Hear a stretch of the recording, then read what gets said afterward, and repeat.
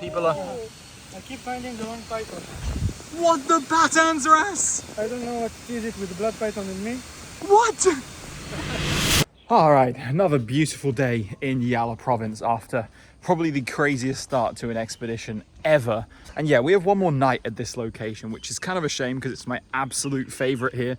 But we're still looking forward to moving on to the next spots. We're going to go out, do some photography with some stuff we held from the night before, poke around the daytime, see if anything's about. And after that, it'll be same agenda as usual, get dinner and then head out cruising at nightfall, see what shows up. More showstoppers on the cards? Yeah, I don't know. I'm expecting things to be a bit slower today, but let's see what happens. All right, and we've just touched down at our spot and we're going to start the night with at least an hour of road cruising.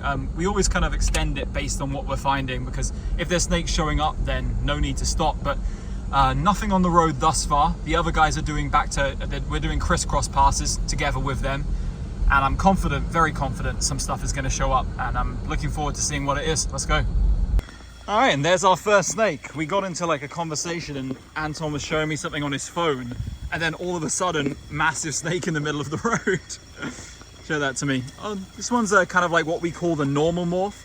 So the one we saw in the national park in the last video, that one was like very melanistic. So it had a lot of blacks. This one's just pretty standard, the pale brown with some touches of yellow, especially towards the head. You can see here. I'll try and show you. These guys are really long and they don't sit still much, but try to hold it properly, like pull the head in a bit.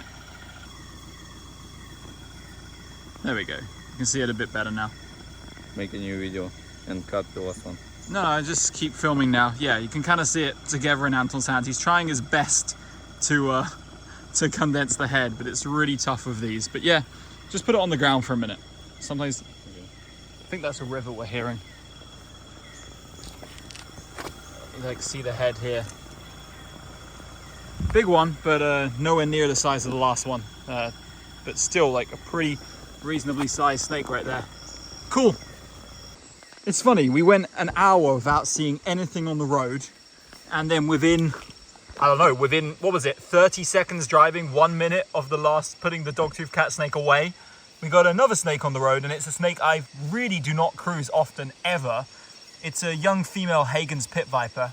You can see she's beginning to lose her spots, and as she gets bigger, she'll progressively lose them more and more, and some blues coming through on the face. Even though this is actually fairly long for a green viper, this one here, it's a good like 70, 80 centimeters. It's still got some fattening up to do, and it's got a lot of growing to go before it gets to like that huge adult female size that you can see in the deep south. But yeah, what a strange snake. You don't really see like bright green vipers on the road in the deep south very much ever. I guess this one isn't really bright green. It's more of like a sort of pale, dusty green color, faded. Nice though. This is actually Hagenii number 4, and a very, well, quite long male at that. Super skinny though, with barely any spotting whatsoever, but by the kind of color on it, I can tell it's a male. We saw a little juvenile one a minute ago, but there was a lot of people around, like local, so I didn't film anything, just put it off the path. And this one's gonna get left in situ. Right, so while we were cruising and finding various things, the other guys got something really special, but as you can see, it's, yeah, this is not a snake. This is actually Jumeril's monitor, Varanus jumerilli, which is probably equal to, if not the rarest monitor in Thailand, on par with the roughneck. And take it into perspective, you know, we've been herping for 2 years straight in Thailand religiously all the time, and this is the first one we've seen. The first one.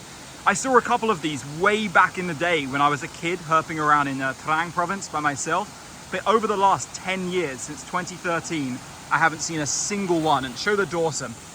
So superficially somewhat similar to Rudicollis, especially as it does have somewhat of a rough neck, but the scales are not quite as tubercled on the neck, and distinctively the head is nowhere near as like, well, I don't know, pterodactyl looking. It's not as like long and hooked.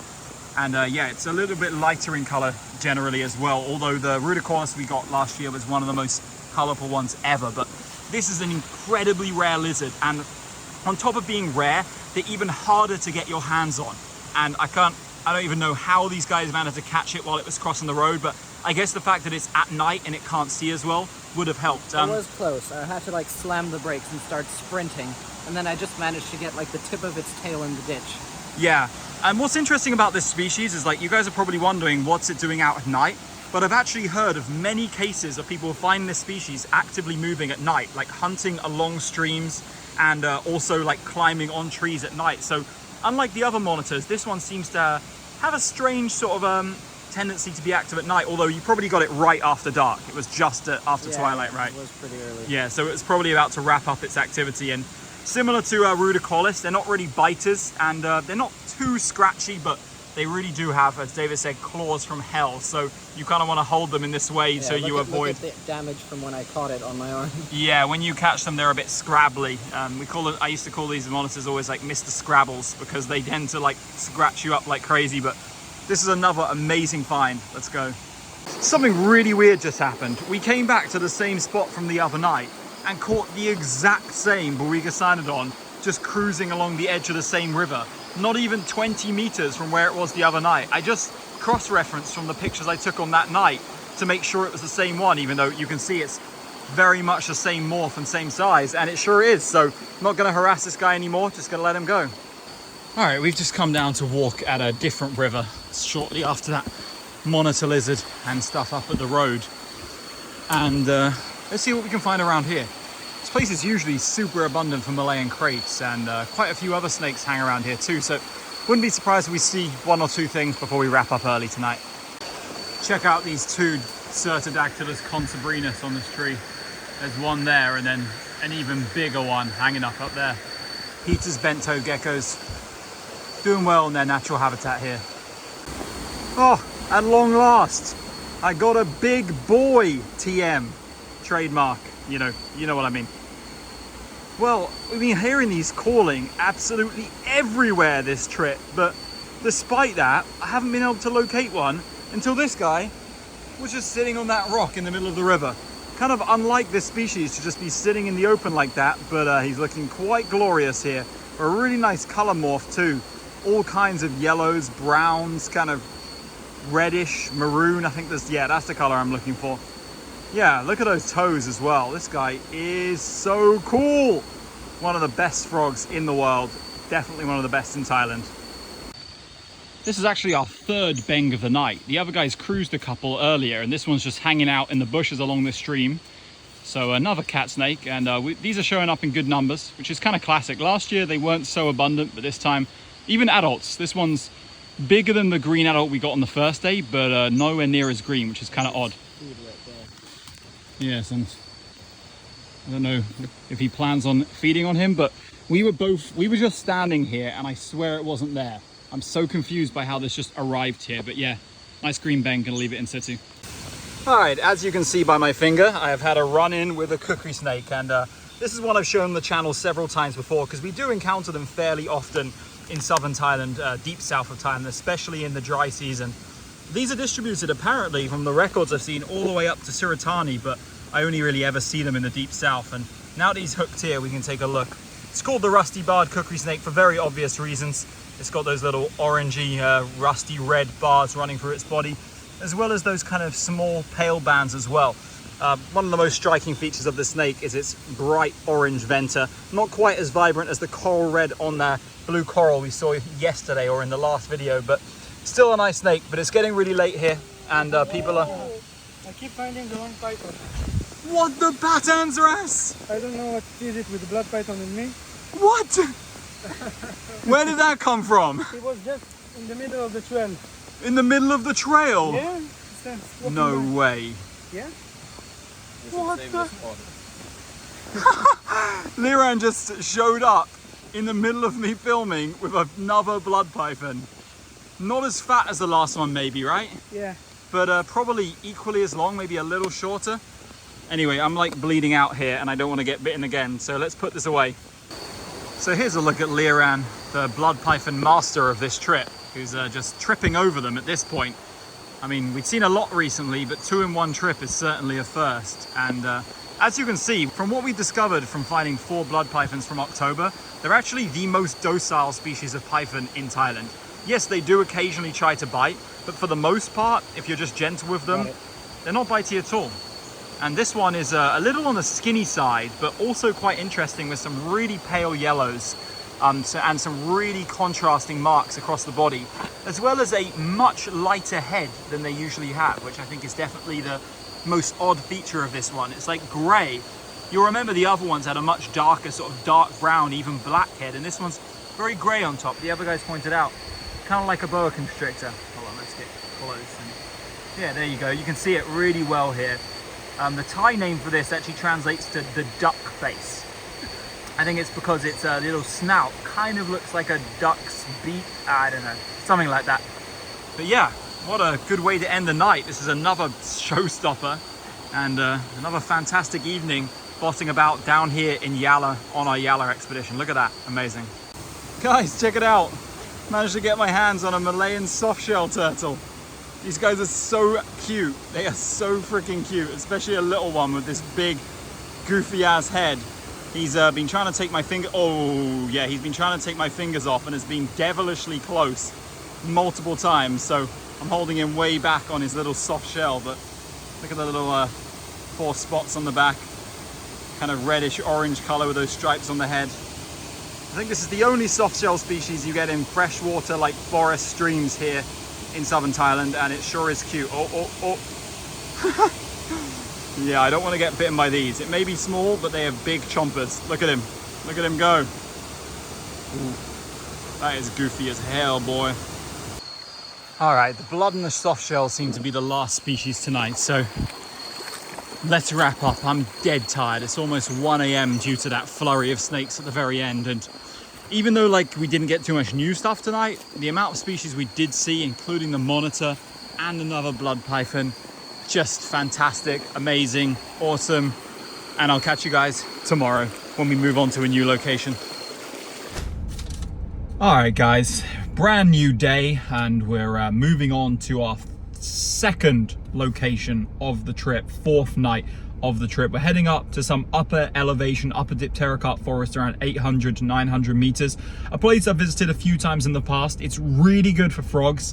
Snakes are kind of hard to come by there, but we found some fantastic stuff in the past. So let's get up there and I'll catch up with you soon. We've got Anton in the car here. Yo, what's up, man? Say what's up. What's up? He talks so much, and then whenever I turn the video camera on, he basically becomes mute.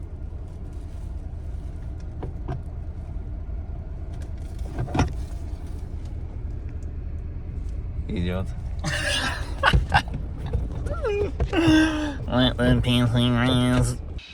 All right, we just touched down in our second location, the upland areas of Betong, and you can see absolutely beautiful scenery here. And while you're sitting in the shade, the weather's actually quite cool.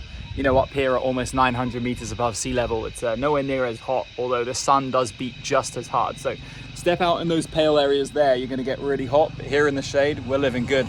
I was just chilling here, flying the drone, and just waiting for it to cool off a bit sun-wise so we can get out, see if any snakes are active in the late afternoon. So I'll check in with you very soon.